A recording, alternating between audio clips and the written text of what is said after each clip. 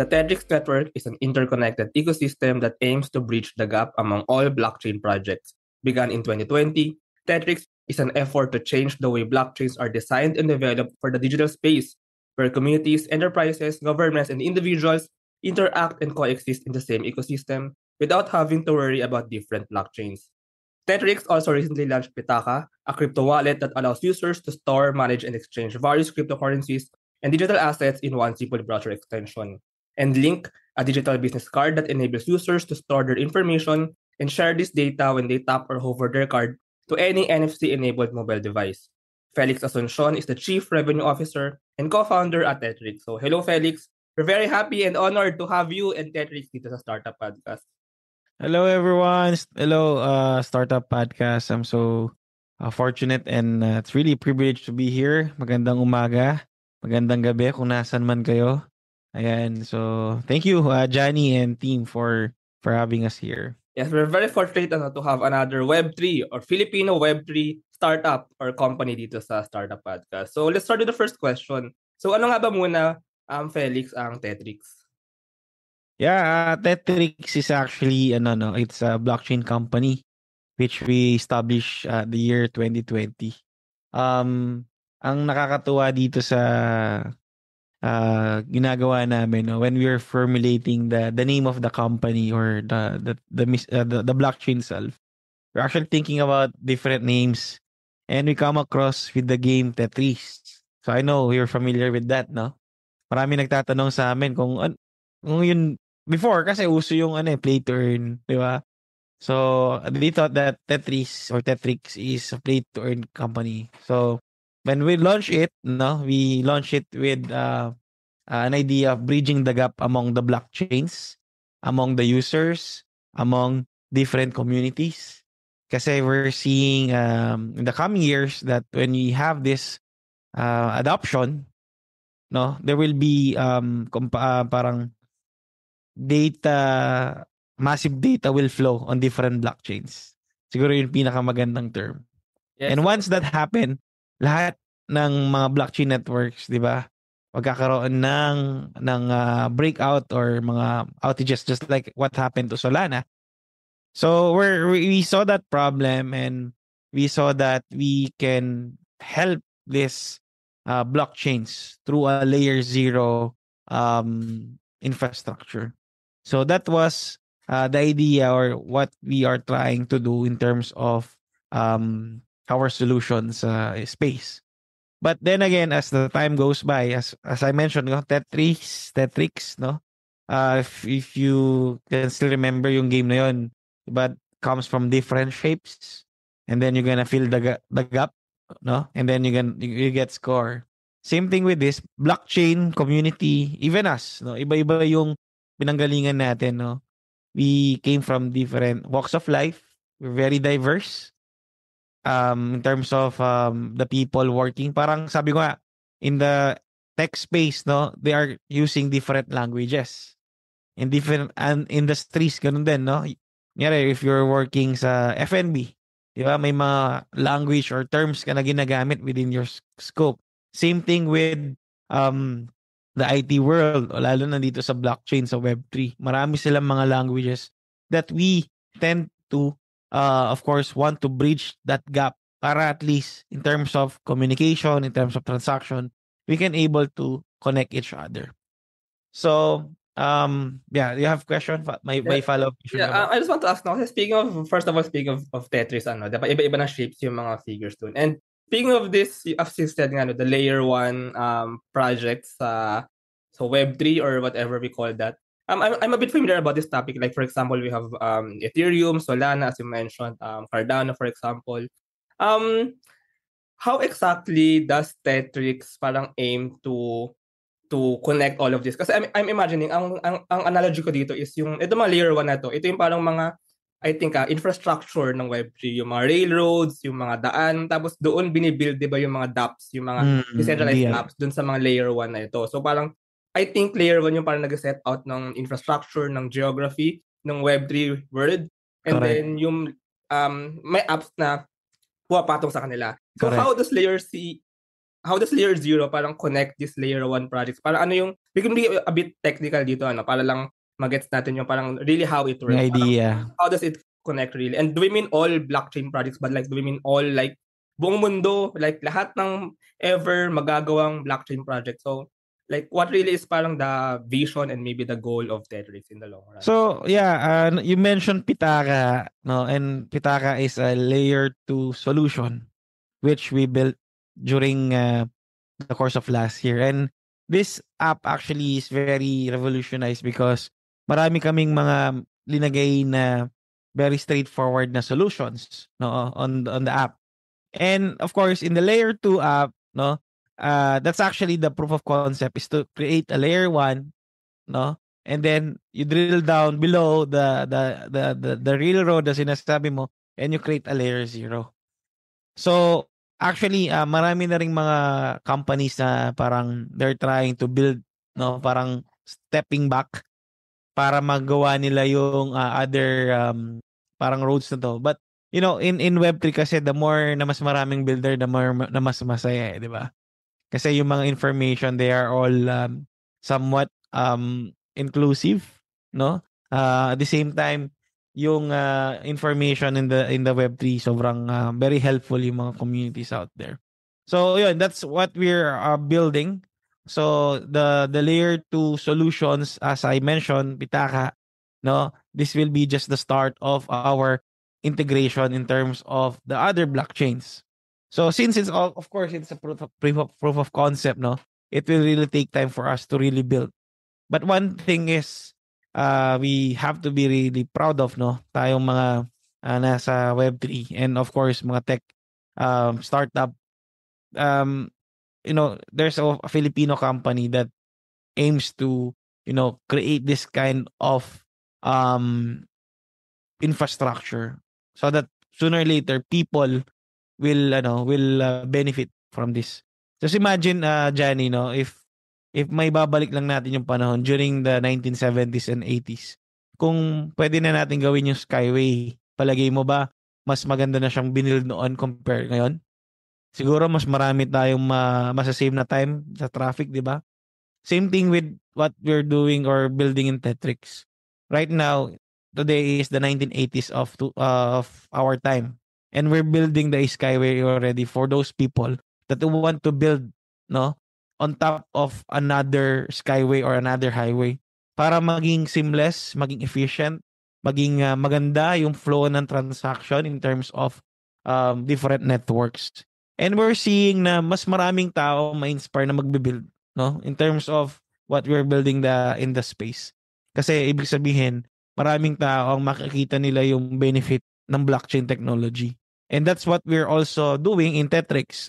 Just recently, I was invited to create or present a webinar to some students sa Aslex Academy, which you were there as well. So we're giving an idea kung saan ba nagagamit yung blockchain in terms of its real world use case. So it's a work in progress. Marami pa tayong gagawin at ayusin, and yeah. So glad that I was able to share this Yeah, so to your podcast. you mentioned na parang ang goal ng Tetrix is to make transactions, I think, seamless. Yung interactions sa Web3, kumbaga, ito nga yung ito yung kumbaga ito yung lupa, tapos ito yung mga daan. Tapos you're building the skyway para mas connected yung mga iba't ibang maybe islands sa Web3. And maybe pwede pa nga natin to i-compare no sa parang maybe tunnels underground na mas Underground. mas mabilis yung kumbaga pag-travel ng information kasi yun yung main na nagta-travel sa Web3 world eh. Now, I'm also happy no na sana nga in the future maybe Pitaka kasi it's a Filipino word eh. Parang yun yung magiging common word na ginagamit ng mga not just Filipinos but all over the world na parang hey, can I send some kind of crypto to your Pitaka or something like that. So parang Yes. it's really nakaka-proud ano. You also have another product, si Link. So ano naman itong si Link and how does it play dito sa may parang layer 0 or layer 2 or parang connecting this layer 1 infrastructure sa Web3 world? Okay. Si Link naman, actually kapatid yan ni Pitaka, no? And tama yung sinabi mo, well versed yung name na Pitaka. Pag narinig yan, alam nila na wallet, di ba? And there was a country in other part of the world na ginagamit din nila yung Pitaka as a lalagyan, parang holder of their holy something, parang ganun. And of course, if marinig natin yung word na Pitaka, it reminds us na, oy, Pilipino yan ah. Siguro Pilipino rin yung gumawa, no? And of course, it will also lift, no, our moral as a Filipino. And yun, balik tayo sa link. So yung link, kapatid yan ni Pitaka. So itong link na to, actually we were traveling in Dubai, attending Future Innovation Summit last May. So ang dami namin nakausap ng mga iba't ibang lahi, and imagine nakaipon kami ng mga calling cards. Sobrang dami. As in siguro kahit ikaw when you travel and you do business, marami kang makukuha mga calling cards, di ba? And you tend to forget kung ano yung napag-usapan nyo, or minsan you forget kasi sa dami na nakausap mo. So we decided to create this solution in terms of securing it into the blockchain. So Link enables you to control the way your personal data is used and shared. And also that data is bringing back to you. Kasi yun naman yung parang goal sa blockchain, di ba? To bring back the power to the user, yung data niya, no, para hindi siya ma-exploit. So by giving the full control over all your information. So ayun, and then we're very excited sa Link kasi nag-evolve din yung use case niya. So before, it's just parang digital calling card or the new way of giving you information. Ngayon, we're so happy and excited, no, that Link can be also used as ticket sa mga events. So we've created a system wherein people can able to maximize the power of this Link, no? Ang ganda nung name, no? Link. Pa-link naman, di ba? So, in order for you to access yung mga events na pwede mong puntahan. So like for example, si Tetrix nag-create siya ng event, no, to all Link users. So just show your link, pakita mo lang 'yon, no, that will be your your ID or parang ticket, no, you just only need to tap it and we'll see your information out there, and many more. Yun nga lang, I can't disclose much, but we're very bullish on this product as well. Yeah, so maybe Link, no, is parang for the information naman and some tickets, transactions. Si Pitaka is for the money. Kumbaga, also like Correct. nagso-store and nagtatransact ng money in the Web3 world. Si Link naman nagso-store and nagta-transfer ng information, ng identity somehow sa Web3 world. Is this right? Correct. That's actually right, no? Nabanggit mo yung identity, no? And this identity, we want to, at least bring back the control, no? Of this identity to the person who's using it. And we created 3 different mediums. Ibig sabihin, Link comes from various types of quality. So meron tayong classic, which is plastic or PVC, bamboo, no, which is eco-friendly, and of course our premium Link, which is exclusive metal. So you're gonna see them, no, and actually ako natutuwa ako doon sa bamboo kasi it also represent us Filipinos, and we're actually helping yung mga Filipino weavers that are kasi yung packaging nito, yung bamboo, no, we get it from Filipino weavers. We partner with Bayong Shaga. So yun, at least we're also helping them when you buy this type of product. Yeah, I want to have a Link digital card. So it's actually a physical card, no, that you can have and you can scan. I-scan mo lang, pwede mo na mabigay yung business card mo, kumbaga, yung digital business Yes. card. We'll send you. Yeah. So Papadala ka namin. Yeah. Scan na lang tayo, makapagpasa natin. You can actually tap or scan. So yung tap, powered by the NFC, which means near field communication. So yung mga phones ngayon kasi may mga NFC na yan. Pagka-tap mo, magpa-pop up siya sa phone mo. Yung isa naman, you can scan the QR code. So minsan, kunyari, naiwan mo yung link mo, yung physical card, pero you have the QR code, you can still use it. Magagamit pa rin siya. Yeah, pero I want us to expound na about Web3 kasi I really think it needs to be talked about, especially now. Kumbaga kung ano ba talaga yung value niya. And I think, in my opinion, so with Pitaka and with Link, so na Web3 powered or kumbaga in the Web3 space, yung pera natin ay talagang atin for Pitaka. And yung Link ay kumbaga yung information natin ay talagang atin. Kasi now in the Web2 world, I think parang may centralized institutions or establishments na Mm. kumbaga nag-hold nung information natin na I don't know, maybe pwedeng ma-compromise, pwedeng may mangyari. Pero with the web trust, we've said kanina nga, no, parang hawak talaga natin, power to the people. So, can you just expound on this, no? Web3, ano ba yung implications ng Web3? And ano ba talaga yung parang gustong gawin ni Tetrix? Maybe we can have a glimpse of Sige. some future plans or goals. Before we tackle about Web3, no, maybe we can give them a brief idea what is Web 1, Web 2, and Web 3. So Web 1, if you can still remember, no, this is actually what they call read, no, more on the browsing part, more on the uh, searching, and then you're gonna see the information out there, di ba? And dun pumapasok yung sina Friendster, no, sina Tumblr, ayan, lumilitaw na yung edad. So, Yeah, way nabutan back ko rin yung mga yan. 1992, 2000, that's Web 1. And then nung pumasok na yung mga social media, that is Web 2. No, nandiyan na yung read and write. Ibig sabihin, you can able to share information by creating blogs, sharing your details or whatever you want to share. You can post, no? Yun na yung mga pumapasok ng content creation as well. So, that is Web 2. So, nung una, Web 1, read. Yung Web 2, read and write. Now, it comes with Web 3. So, what is Web 3? So, hindi lang siya read, hindi lang siya write, nadagdagan siya ng own. Okay? So, whatever you post online, whatever you share online, whatever you do online, you have this sense of ownership.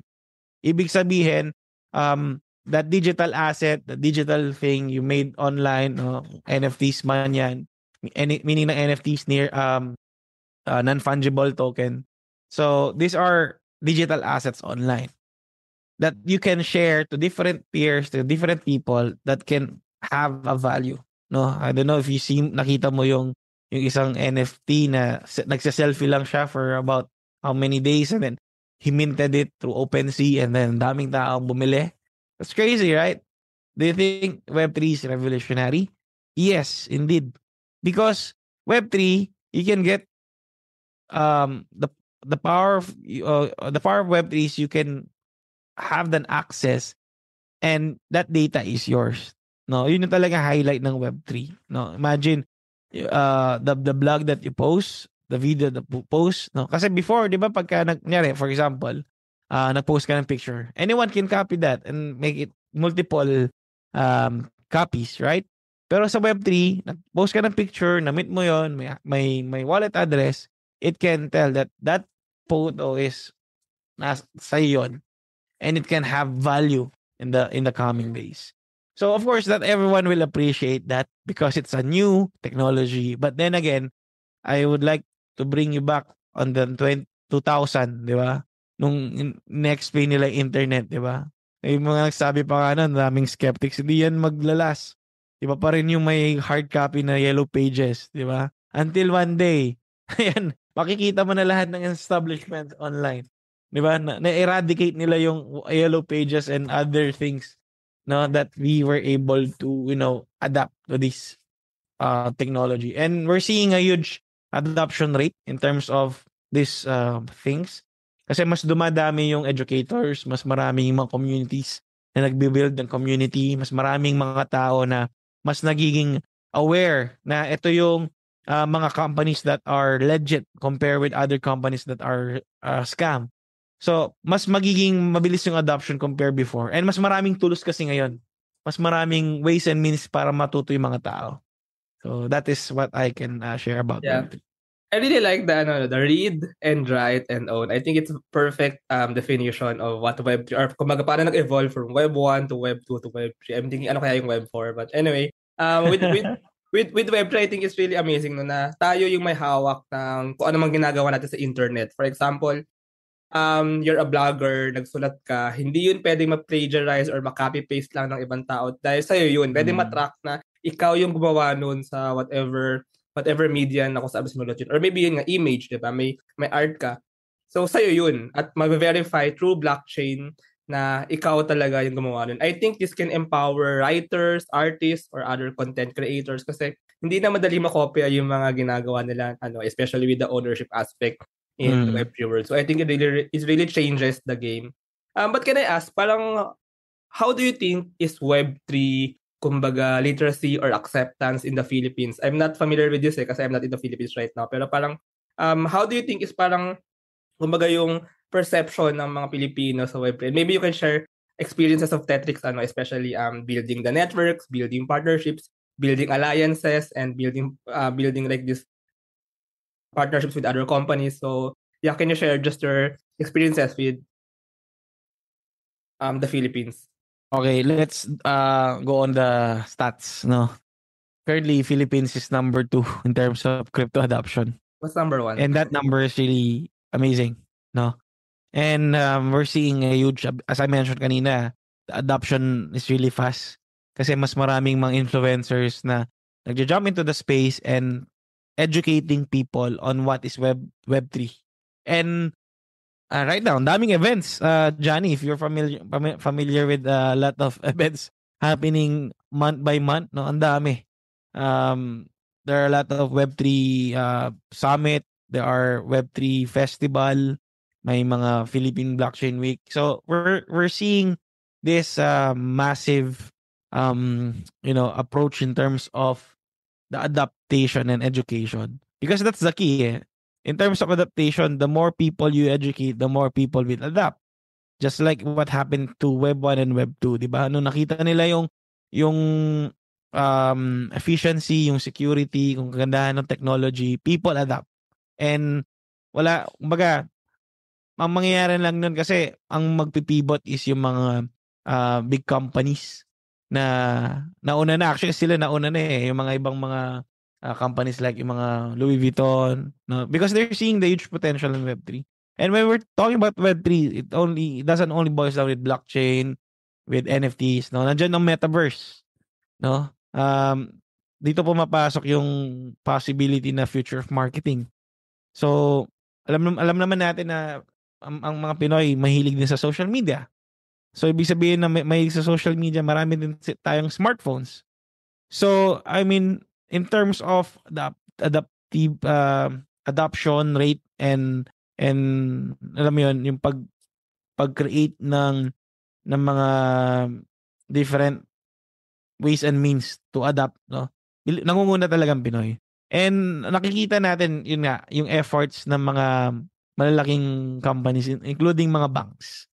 No, if you're seeing the news, Union Bank is also creating its own metaverse. So napaka open, no, ng mga tao ngayon. And of course there is risk involved. Whatever it is, lahat naman yan may mga risk involved. Kaya naman tayo gumagawa ng mga gantong podcast and all to also remind them that not all projects out there are worth to take the risk. Kasi may mga projects talaga na hindi talaga, alam mo yun, nagsusurvive or nagtatrive. Especially during this bear market. So, ang ibig sabihin ng bear market, ito yung panahon na people are scared, no? May fear, uncertainty, may doubt sa market. But still, no, this is the best time to build whatever technology you have, whatever products you have, no. This is the best time talaga. So, yun. Yeah, but I really like Web3, especially in the Philippines. Kasi ang mga Pilipino, for some reason, I think we're even the number one nga, like with social media usage. So, for some reason, like, even 10 years ago, sobrang hilig na mga Pinoy mag-internet. Sobrang hilig na mga Pinoy tumambay sa internet. May sarili tayong mundo sa internet. And now with Web3, hindi lang natin basta-basta binibigay ang ating impormasyon, ang ating information, or ang ating pera sa kung ano mang company or kung ano mang institution na namamahala sa internet. Pero tayo mismo yung magiging may-ari nito. So parang the internet just becomes a landscape. Hindi na to yung parang isang unreachable tool na ginagamit natin for entertainment, for connections. Kumbaga nagiging landscape na siya, nagiging world na siya kumbaga na pwede tayong mag-benefit in the physical world din. So, kumbaga nagiging connected mas lalo pa yung physical world sa digital world, especially with applications like yung ginagawa ni Tetrix. Pero I just want to ask lang parang where is Tetrix now? Parang how is it parang doing these things on the ground? Parang ano na yung parang reach maybe or parang kumbaga yung state ni Tetrix now in terms of the products, in terms of building these partnerships then. Yeah. All right. So maybe we can start muna with the number one with the product. So Tetrix in a span of few months we're able to create 2 MVPs. So we have Link and Pitaka. And Pitaka, it can be used in the browser extension. And yung mobile version niya is we're gonna launch it anytime this month or next month. And yun yung nakakatuwa kasi the team's very aggressive, very agile, and very hungry in terms of delivering the products that we promise to our community. And secondly, siguro we can talk about the thought leader in terms of blockchain. So Tetrix is now, no, we're very humble to share that Tetrix is one of the leading blockchain company that was, being left and right, no, in interview sa mga media companies out there. And just recently, Yahoo Finance pick up Tetrix CEO Eman Navalan as yung vlog niya na is Philippine will be the next blockchain hub or has the future to be a blockchain hub in Southeast Asia and the world. So it really humbles us na nakikita namin that a lot of people are seeing our value in terms of what we're doing, and lalo kaming na-inspire to move forward as well. And just recently, just to also share, we've closed a partnership with New York fashion collective, which is Sikandama, which we also highlight yung pagiging artistic ng Pinoy, no? This can also be parang highlight the future of fashion and marketing, which we're gonna tackle tomorrow on our Twitter spaces sa Twitter. And we're seeing a lot of things, no? Meron pa nga dyan yung isa naming partner, which is we're talking about pets.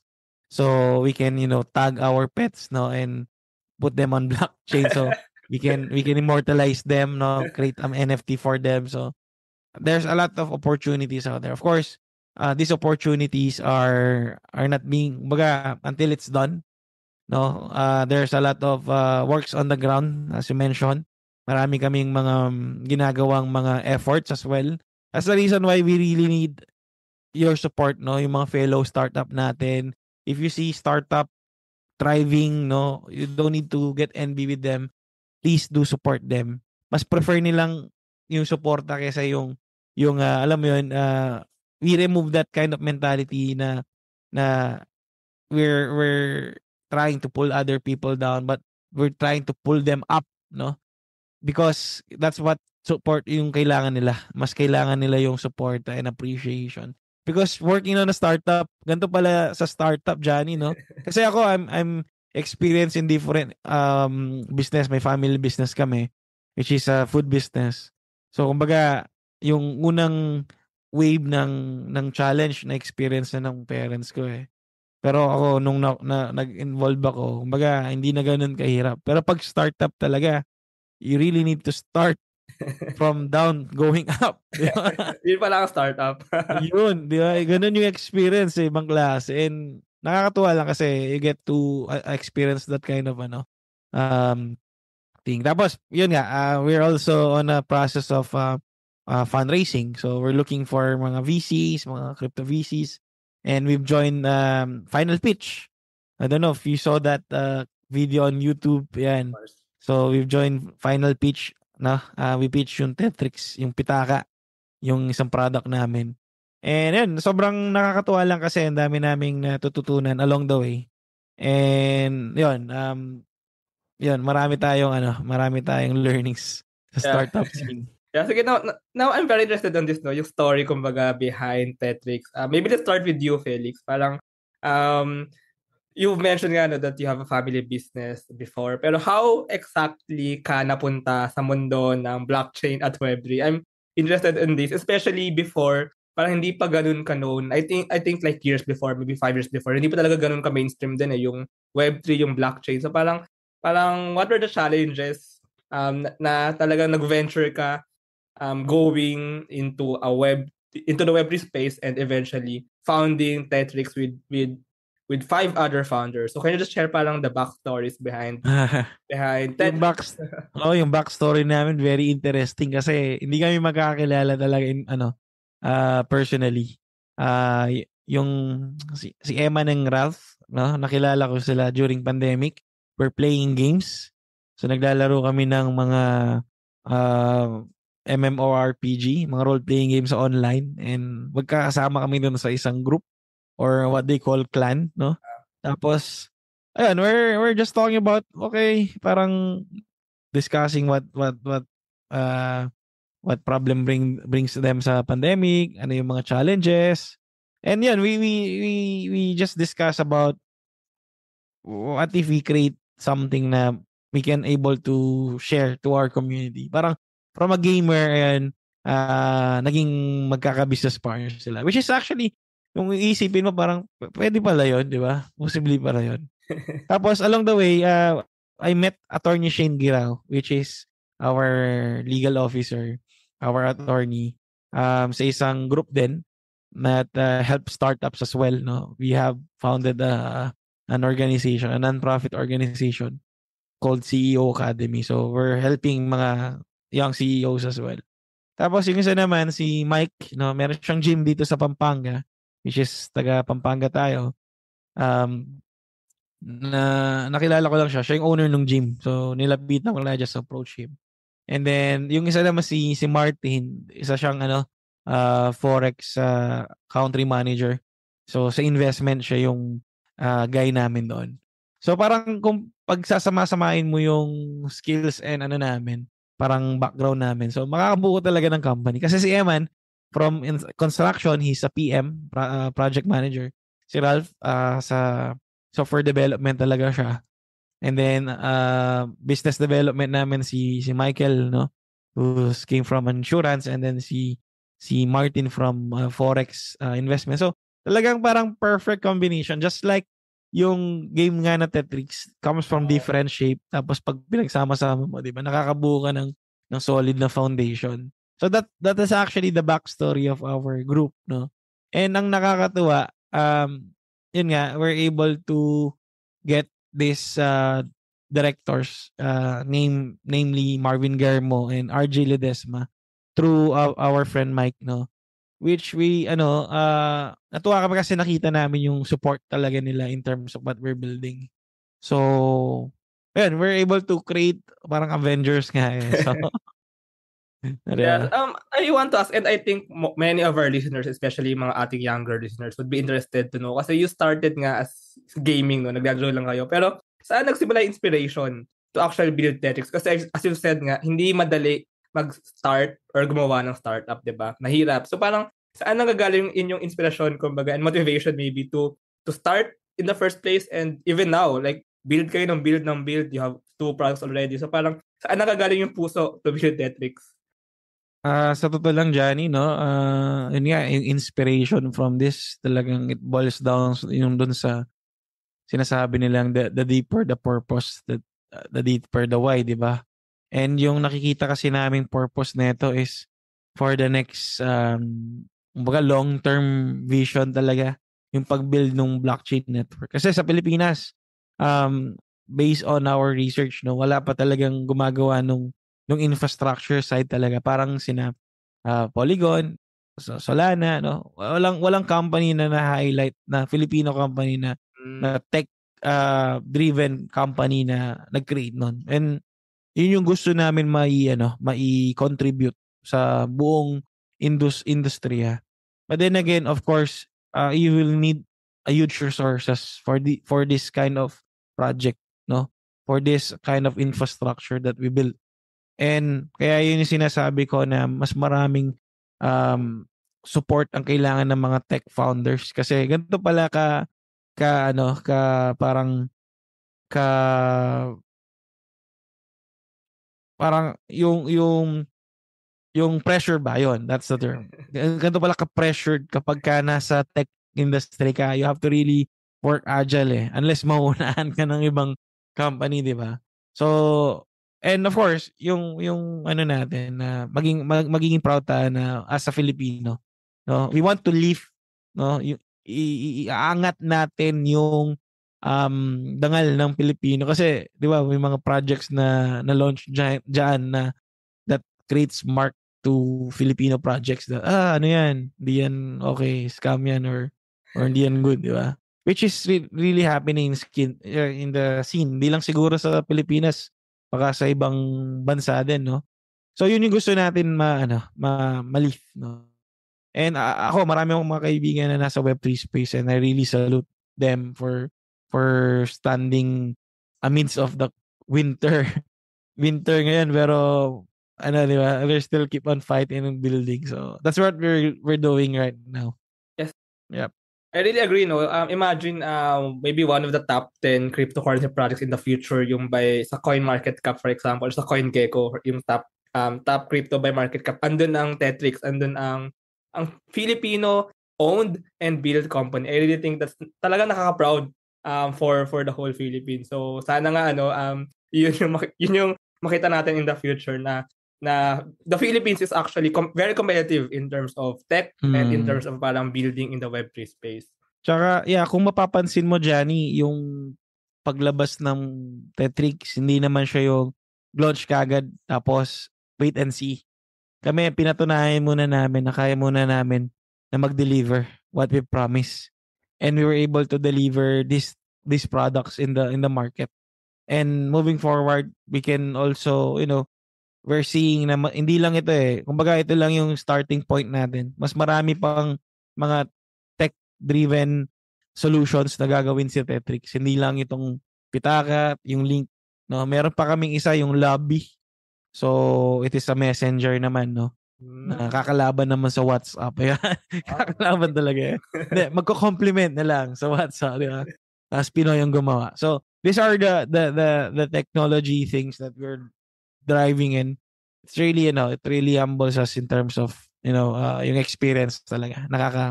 Nakakatuwa. Yan.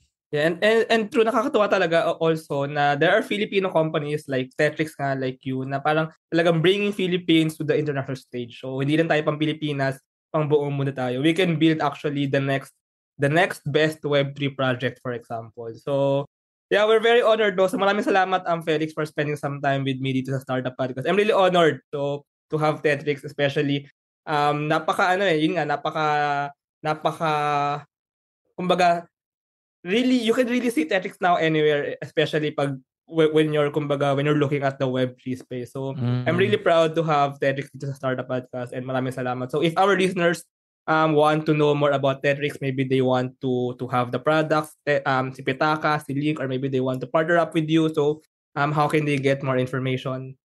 Yeah, you can actually see us on our website. That is tetrix.xyz.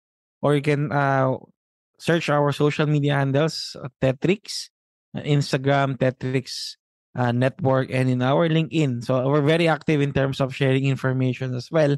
And if you're interested to partner with us, just send us an email or a message to our social media platforms. And of course, Johnny, thank you so much for this amazing opportunity. We're very glad and honored to be here for us to share our vision and mission. Of course, the product that will bring not only the Philippines in the map, but also us Filipinos to the whole world. That's the reason why we keep on saying we build products not for only Filipinos, but for the whole world. Thank you so much, Johnny, for this amazing podcast, and God bless you all. Yeah, and have a great day, everyone. I'm very excited I'm very excited actually to know more about other mga iba pang gagawin ni Tetrix in the future. I really want to have that Link digital card, so maybe in the future I can We'll send you one.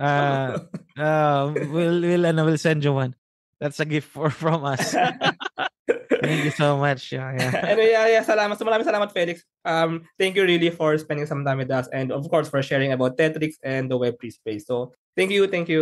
Thank you, guys.